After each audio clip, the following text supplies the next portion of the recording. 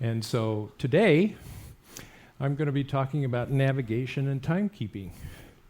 And we'd like to know, where the heck we are. Where is the ship? And so if we look back, about 2500 BC, the Phoenicians were sailing around and had set up trade routes around the Mediterranean Sea. And you'll notice most of them follow the shoreline. By the time the Greeks came around in 500 BC, they had expanded out to the Black Sea area of the ocean.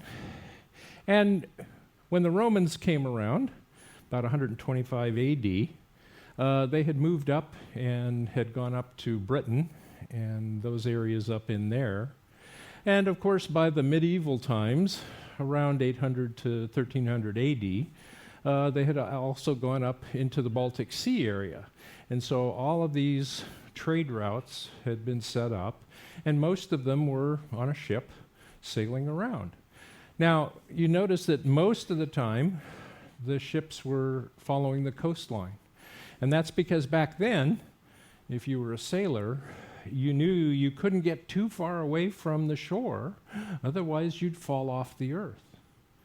Okay, so that's what they did in most cases, because everybody thought the earth was flat back then and didn't want to get too far, so they always wanted to try to keep the shore in sight.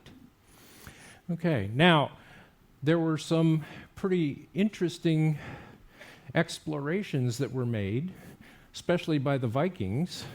They would sail around, and they were proficient at kind of monitoring the sea currents, and to sail around and do all the explorations that they did over to Iceland and Greenland and the Americas, they used these sea currents, and they also used the sun, okay, to navigate.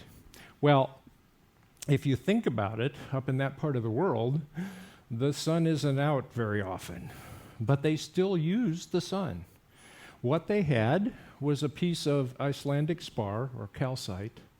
And what's interesting about that is that as the sunlight comes through the Earth's atmosphere, it gets circularly polarized. Now, because of the way the calcite crystal is formed, they can utilize this, and what they do is they take the crystal and they move it around. Right? They know the sun is up here somewhere, and they move it around until it brightens, and it gets very bright. Then they go to another part, look at another part of the sky, move it around to see where it brightens, and where those two lines intersect is where the sun is, even though it's behind the clouds. And I thought this was rather interesting, and I thought, well, does this really work? So I went to the geology department and said, let me borrow a big piece of, calcite, because I want to do a little experiment. And you know what? It works. It really does. It brightens up, and you can tell where the sun is. So they sailed around using this technique. Okay. If we look at the Austronesian migrations, starting about 3000 BC to 1200 AD, these peoples moved around the Pacific quite a bit. And as they moved around, obviously they had to navigate. And what did they do? Well, they had a star compass, and this particular star compass would indicate the direction, okay, of rising and setting stars. Okay, so they could recognize these bright stars, and their compass would kind of give them